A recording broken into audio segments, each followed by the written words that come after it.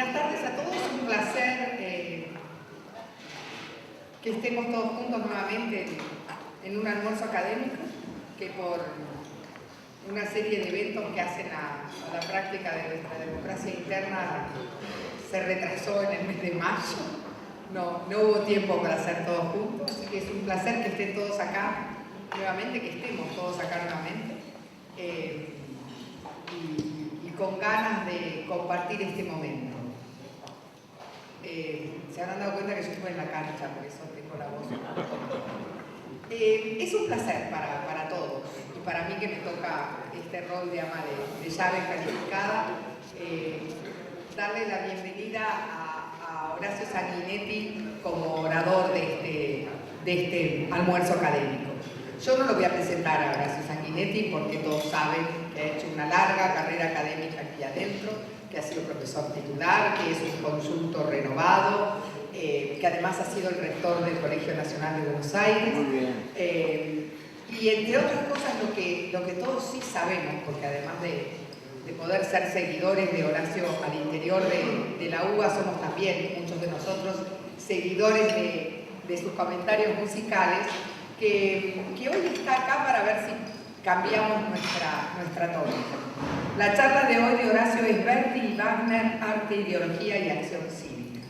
Y yo creo que va a ser, como todo, objeto de esa buena charla. Hay gente que sabe mucho, hay gente que es muy simpática comunicando. Horacio Sanguinetti, aparte de saber, tiene un gran don para contarnos las cosas. Uno se sienta a escuchar y tiene ganas de seguir escuchando. Porque mezcla esa cosa estudiosa y de buen conocedor con la otra que también es de buen conocedor, pero que es el de yace más chiquito, el que nos hace participar más de la vida interna de las cosas. Así que un placer para mí poder presentar hoy a Horacio Sanguinetti, a quien le agradezco por adelantado el haber aceptado estar entre nosotros y compartir con nosotros lo que sabe de música y de acción cívica.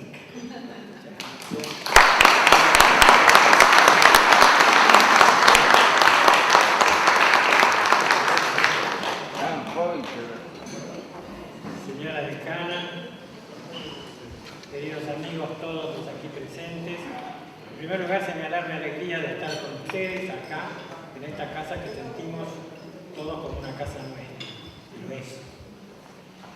Este año se cumple el bicentenario del nacimiento de dos monstruos de la música, los dos más grandes músicos franceses del siglo XIX,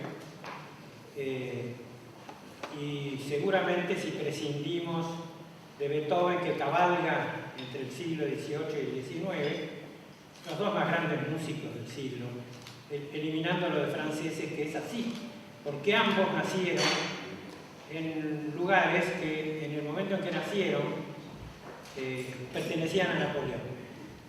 Así que nacieron como franceses. La partida de nacimiento de Verdi dice Joseph Fortunat François Verdi. Y esto era en Busseto, que era entonces un departamento francés, y Leipzig, donde nació Wagner, pertenecía a Napoleón desde 2 o 3 días antes del nacimiento, que fue ahora en mayo, mientras que Verdi cumplía sus años en octubre, va a cumplir su bicentenario en octubre. Bueno, sea como sea, nadie hay más patriota italiano que Verdi y nadie hay más nacionalista germano más que Wagner. Verdi se sintió siempre un campesino. Su verdadero placer era estar con el pueblo, lo incorpora como nadie a su música. El coro que él implanta finalmente con una característica fundamental de protagonismo. Es decisivo y es el pueblo en la ópera. Y entonces él siempre se sintió así. Cuando tuvo que ser diputado lo fue porque Cavour lo ultimó y le dijo: ¿usted se presenta diputado? Y se presentó con muy pocas ganas, y menos ganas tenía el rival de él, y que él le ganó la elección, y el otro le decía: pero che, usted vaya a hacer música, ¿qué me saca a mí la diputación? El otro era un político profesional. pero afortunadamente, es una maldad decir esto, la muerte de Cavour 6 meses después remitió nuevamente a Verdi a lo suyo, es decir, a la ópera. Bien, él comenzó su actividad, no voy a entrar en los detalles, pero su actividad como creador operístico, después de un par de óperas menores, con su Nabucco. Nabucco tiene un coro maravilloso, que todos conocemos, que quizá debiera ser, es un gran debate, el himno nacional italiano, y que en ese momento significó una verdadera bomba. Los austríacos, que tenían todo el norte de Italia, no se dieron cuenta. Eran los judíos quejándose porque estaban sometidos a Nabucodonosor, pero en realidad los italianos lo entendieron enseguida. Eran ellos que estaban sometidos a una potencia extraña. Y entonces empezaron a cantar ese coro, y al rato todo el pueblo lo estaba cantando dentro del teatro, fuera del teatro, y la importancia patriótica de Verdi lo convirtió en uno de los grandes próceres del Risorgimento, a la par de Vittorio Emanuele, de Garibaldi, de Mazzini, de Cavour, y el que vivió más que todos ellos, el que vivió más, que era reverenciado como una figura mítica y mística.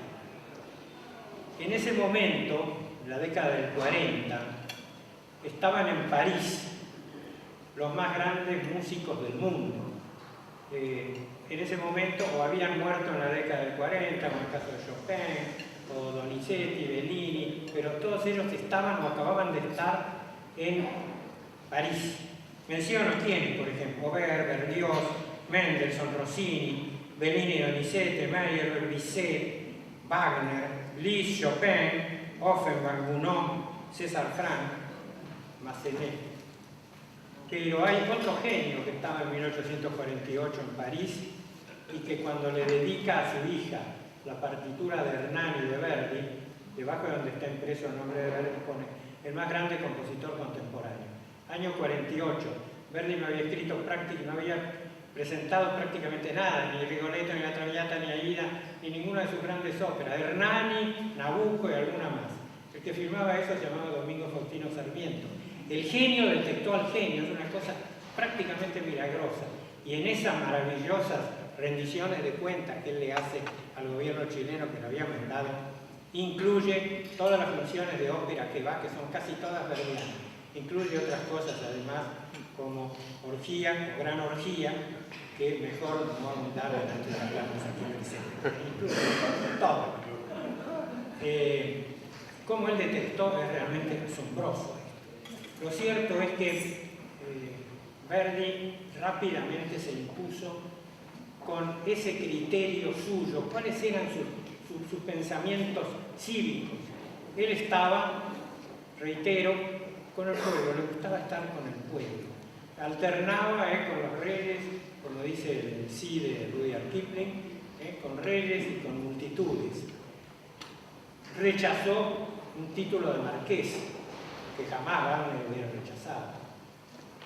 Rechazó ser senador más adelante y fue brevemente diputado porque Cavour realmente se lo impuso como una obligación patriótica. Pero esas ideas que él expresa tan bien en sus cartas y demás, las expresa mejor que nadie en sus óperas. En sus óperas siempre hay un antihéroe desdichado que nos cae simpático, que es el verdadero protagonista al cual él de algún modo eleva, que puede ser una prostituta en la Traviata. La Traviata, estimados amigos docentes, significa la perdida. O sea, él se permitía llamar la perdida un siglo antes que Sartre hablara de la putain respectueuse. Y la censura estaba como loca. Lo que hizo la censura fue obligarle a retroceder un siglo la época en que se presenta, que de todas maneras no era tan grave como presentar Traviata, los reflectores actuales, en nuestro tiempo, porque hoy nadie haría cuestión de casarse con una prostituta, ni el cuñado dejaría de casarse con la hermana, porque el cuñado está saliendo con una prostituta. Ni el viejo tendría las ínfulas que tiene, entonces lo hubiera bancado como De modo que presentar esto en blue jean es un disparate que traiciona, porque al regisseur le dejan hacer hoy cualquier cosa. El cantante no puede interpolar un agudo como hacía en una época, o hacer una cadenza que no está escrita porque lo matan. Pero el regisseur hace lo que quiere. Bueno, los judíos en Nabucco, los gitanos en el Trovador, el desecho humano, un jorobado espantoso en Rigoletto, los esclavos en Aída, que por otra parte es, a mi entender, el más formidable alegato contra la guerra que se hizo en el siglo XIX, y alegato contra las castas parasitarias, contra la casta gobernante, contra la casta sacerdotal y contra la casta militar, que matan el amor, matan a los enamorados finalmente.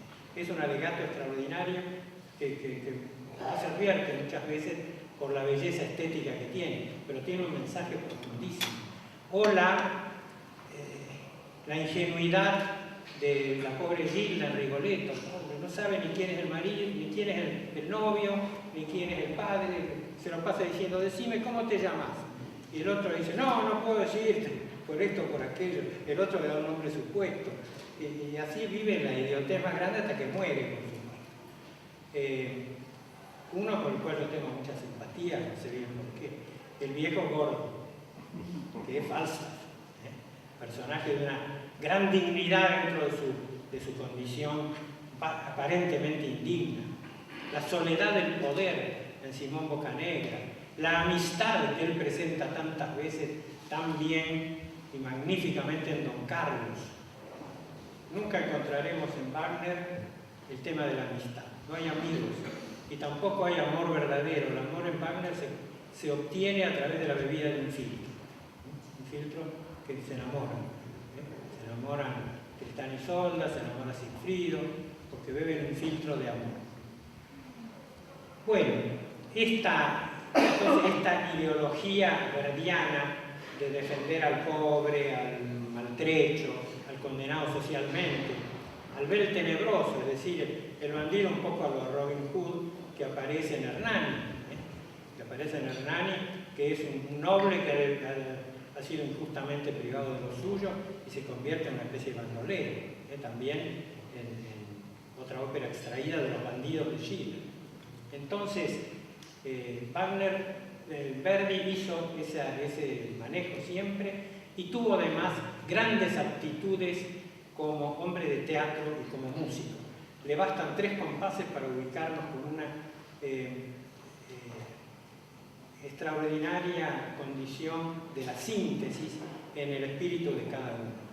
Wagner necesita media hora de traducción para que al final más o menos imaginemos qué está pensando el que está cantando. Pero Verdi tenía esa maravilla. Y además, Verdi tropezó con sus libretistas. Sus libretistas eran mediocres. Uno tenía un vuelo gallinacio, el otro era muy dormilón, iba a Verdi a pedirle los libretos, no estaba durmiendo. Temístocles Soler, el autor justamente de Nabucco. Otro se le murió en un momento menos oportuno, y él a veces terminaba sus propias letras, como el final de Aída, que está escrito por Verdi, y finalmente encontró, después de mucho rondar, el libretista que necesitaba, que fue Arrigo Boito, gran músico, gran poeta, un hombre de enorme talento, y así produjo las 2 óperas más extraordinarias de la lírica italiana, y para mí, no lo digan mucho, de la lírica universal, que son una tragedia, que es Otelo, y otra comedia, que es Falstaff, ambos tomados de Shakespeare. Entonces tenemos ahí el genio de Shakespeare, el genio de Verdi y el enorme talento de Boito. No podía sino producir piezas realmente prodigiosas. Wagner tuvo una vida muy diferente. Su juventud fue airada. La juventud de Wagner fue violenta. La cuenta él en Mi vida, una especie de autobiografía que dictó, donde cuenta que de joven entró en la Universidad de Leipzig, pero que eso no fortaleció su espíritu, sino al revés, y que se dedicó con un grupo de amigos a perseguir a algunas gentes que no les gustaban. Por ejemplo, incendiaron la casa de una casa de mala fama, según dice él, y apalearon a un parroquiano que no le gustaba. Esto del incendio y del apaleamiento son anticipos de muchas cosas que los nazis hicieron. Eran técnicas bien nazis, prender fuego y apalear. Fue además un hombre sometido brevemente, porque lo superó con un gran esfuerzo personal, a los vicios del juego y del alcohol. Y bueno, se dedicaba a... Era un gran enamorado, sobre todo se enamoraba de las novias de sus amigos y se las sacaba, y de las mujeres de sus otros amigos. Históricamente se las sacó a todas y realmente mantuvo pocas amistades. La que mantuvo más tiempo fue el conde de Gobineau, que se alojó en su casa durante un mes, y durante ese mes hablaron de la superioridad germánica. El conde de Gobineau es el gran racista del siglo XIX, y su gran discípulo, Chamberlain, que era un inglés germanizado, se casó con la hija de Wagner. Y en 1922, hace mucho que había muerto Wagner, recibieron la visita de un joven que aspiraba a la política, que se llamaba Adolf, de nombre. Su apellido no quiero decir. Pero todo es muy coherente. Cuando ya Chamberlain era un hombre anciano, llevaba mucha diferencia con la hija de Wagner, en quien se casó. Wagner pasa por haber sido un revolucionario en el año 49, él estuvo en Dresde. Ahí estuvo con Bakunin, es cierto. Miró la revolución un poco como un actor, como un espectador de teatro. Desde una torre donde él se instalaba y veía las luchas y las cosas, y finalmente todo eso, pese a que su participación no fue muy grande, le costó el exilio y tuvo que irse, tuvo una gran crisis, pensaba en venirse a vivir inclusive a Brasil, que idealizaba, y tenía alguna oferta del emperador. Pero lo cierto es que él en ese momento pasa por ser medio anarquista, medio liberal en todo caso, y miraba asombrado cómo Bakunin le daba consejos. Bakunin le decía: hay que destruir todas las obras de arte humanas, con excepción de la Novena Sinfonía, y a lo mejor un pedazo de Tannhäuser. Y entonces le decía: además tenés que escribir un oratorio donde el tenor dice a la horca, el barítono dice a muerte todos, y el bajo dice el fuego para todos. Y Wagner estaba un poco sorprendido, pero no le hizo mucho caso. Lo cierto es que al año siguiente hizo una publicación muy grave que se llama El judaísmo en la música. Si era un liberal en el 49, el 59 ya no lo era. Y me voy a permitir leer algunos fragmentos que son muy serios, porque niega al judío toda posibilidad para el arte y para todo. El judío tiene su Dios muy particular. Nos sorprende primero en la vida ordinaria por su aspecto exterior. Él presenta algo desagradablemente extraño. Son feos los judíos. Por ejemplo, Gregory Peck, Elizabeth Taylor, Robert Taylor, la mitad y más de la mitad de los actores de Hollywood, actores y actrices, hay que decir, son todos feísimos, son desagradables, así no puede, ya produce y no pueden hacer teatro. Cine no habla de eso, pero dice: no podemos imaginar sobre la escena a un personaje antiguo o moderno, ya sea un héroe, ya un enamorado, representado por un judío, sin sentir involuntariamente todo lo impropio que llega hasta el ridículo de tal idea. El judío sigue después, lo voy abreviando, habla la lengua de la nación en que vive y en la que vivieron varias generaciones anteriores a él, pero la habla siempre con un extranjero. Vieron ustedes, todos tenemos amigos judíos que todos hablan farfullando, no pueden dominar el castellano. Lo que nos repugna particularmente es la expresión física del acento judío, claro. Nuestro oído se ve afectado de manera extraña y desagradable por el sonido agudo, chillón, ceseante y arrastrado de la pronunciación judía. Y reinforza sobre estos temas. Si, como lo hemos demostrado, ya lo demostró, su lenguaje impide completamente al judío expresar sus sentimientos y sus ideas por medio del discurso, con más razón una manifestación semejante les resultaría imposible para el canto. Los judíos no pueden cantar. Leonard Warren, por ejemplo, uno de los 2 o 3 bajos barítonos más importantes de la historia de la ópera, y la mitad de los cantantes que cantan Wagner son judíos, y no menciono la larga lista de otros cantantes de gran importancia que son judíos, pero el canto es el discurso llevado al más alto grado de la pasión. La música es la lengua de la pasión. Todo lo que nos dispondría en su exterior físico y en su lenguaje lograría que al cantar saliéramos huyendo, si no fuera que la bufonería de ese espectáculo nos retendría. Es necesario negar al judío toda capacidad artística en todos los campos del arte, y no solamente el que tiene por base el canto. No hemos visto surgir entre ellos artistas plásticos. Chagall, Modigliani, por ejemplo, claro, no los conocí.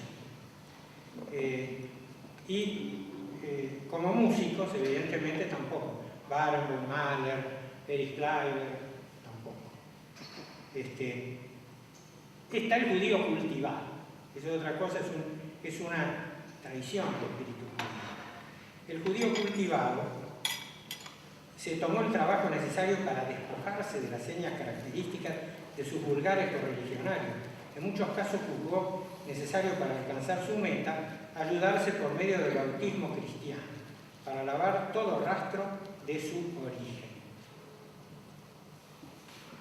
Pero el problema es que para el compositor judío la celebración musical del culto de Jehová constituye la única expresión musical de su pueblo, y la sinagoga la única fuente en donde puede obtener motivos populares que le sean accesibles. Este párrafo es inolvidable.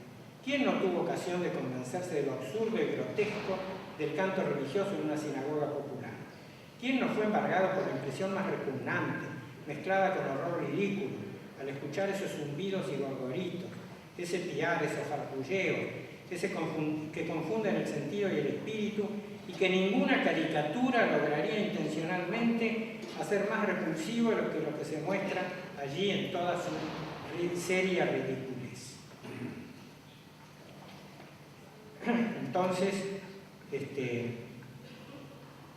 ¿qué pasa con el judío cultivado? Va a tomar el ejemplo de un músico de origen judío, Mendelssohn, al que la naturaleza había dotado de supuestas aptitudes musicales excepcionales. Este caso nos mostró que un judío puede ser dotado del talento específicamente más hermoso, porque él sostiene que el judío cultivado puede aprender la técnica de la música, pero nunca infundir un espíritu realmente conmovedor. Poseer la educación más perfecta y más amplia, la ambición más elevada y delicada, sin poder jamás, por medio de todas esas dotes, obtener ni una sola vez, está hablando de Mendelssohn, ni una sola vez que nuestro corazón y nuestra alma se vieran embargados por esa impresión incomparable que esperamos del arte. ¿Habrá escuchado alguna vez la gruta de Fingal, Mar en Calma? Sí que los escuchó porque los saqueó religiosamente, los saqueó a Mendelssohn todo lo que pudo. No escuchó el sueño de la noche de verano nunca, ni el concierto de violín, la orquesta de violín menor. Bueno, sí los escuchó y por eso dice esto. Después Thomas Meyerbeer, un compositor judío contemporáneo. Él le debía mucho, además, apoyo cuando él no era nadie, tanto a Mendelssohn como a Meyerbeer. Pero él decía que siempre detrás de ese apoyo había algo más que era crítico, que lo apoyaban para en el fondo hundir. Y que ha dado con la posibilidad del gusto del público, gusto que ya no se puede corromper, sino solamente explotar. No se puede corromper más porque está tan corrupto que no se puede corromper más. El célebre compositor nos revela los caracteres del judaísmo en el campo de la música al dejarnos una impresión de frialdad y de verdadero ridículo.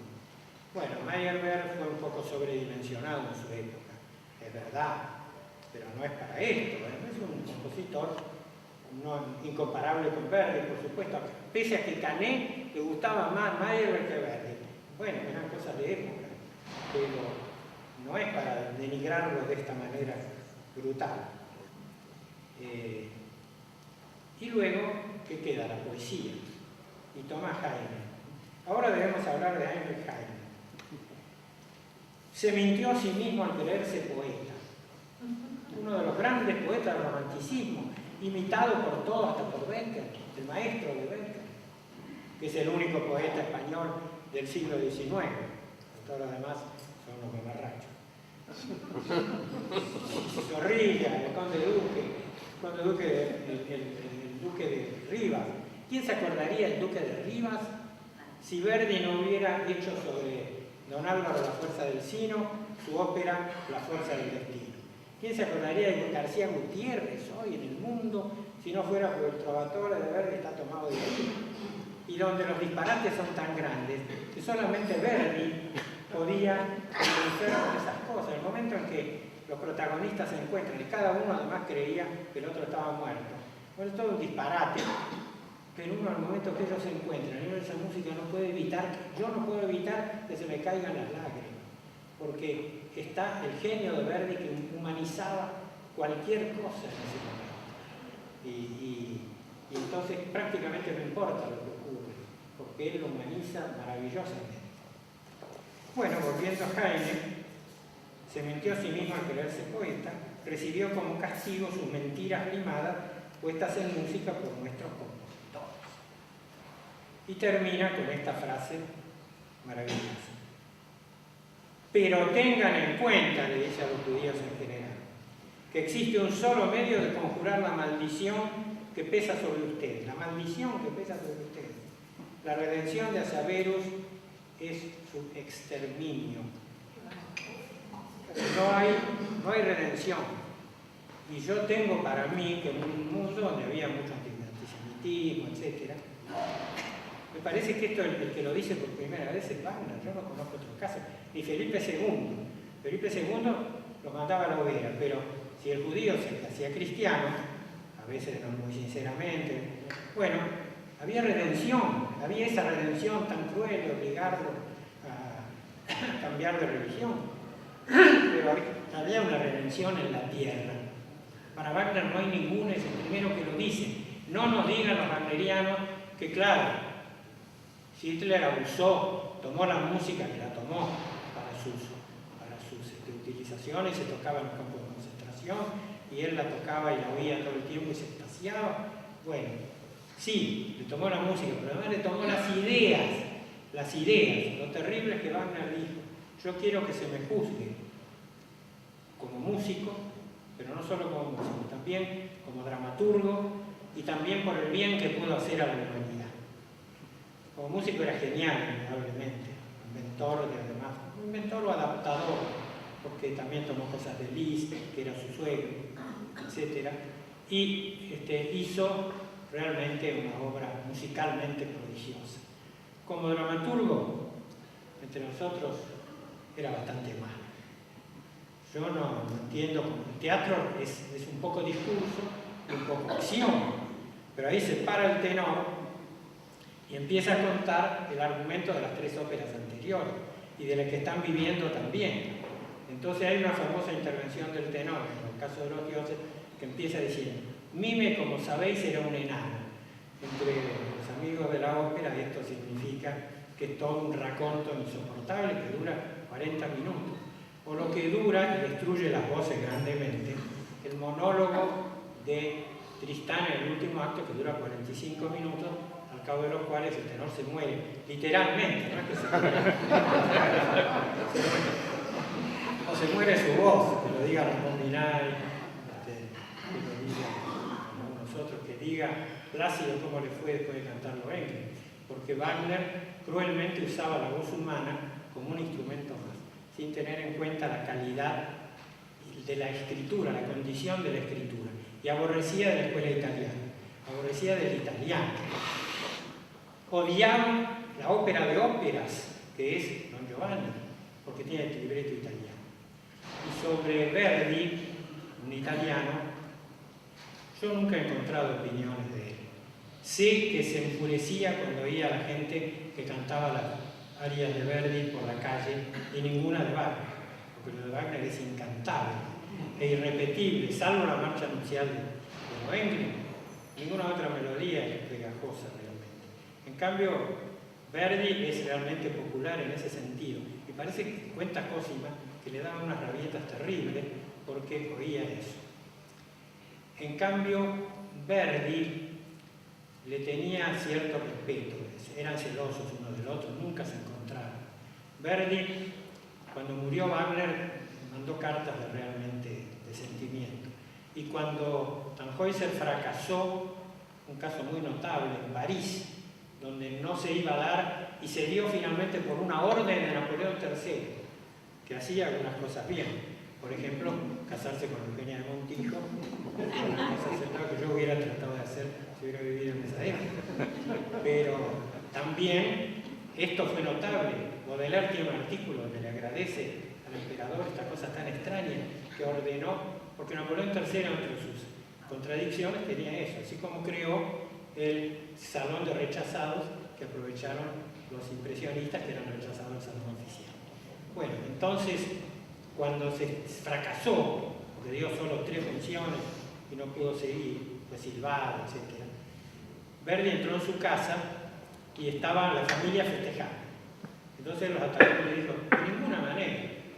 Recuerden que muy pronto los franceses jurarán por Wagner. Y así fue. Es decir, el respeto entre ambos fue unilateral.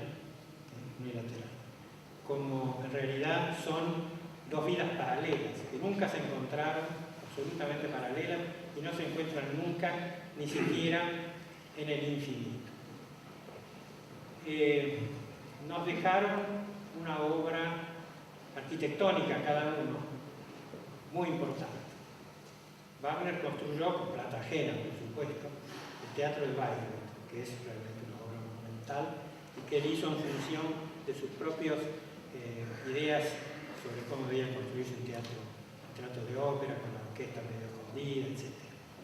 Y Wagner y Verdi, con plata propia, construyó un hogar para cantantes ancianos, cantantes en la mala, que lo habían servido a él y que todavía existe, pese a que ya no tiene, porque se vencieron los derechos de autor que él les permitió, él les cedió en herencia, y que ahora, bueno, de algún modo yo supongo que el gobierno italiano lo subvenciona y la casa sigue funcionando, y es un admirable refugio para esos cantantes que no han sabido mantener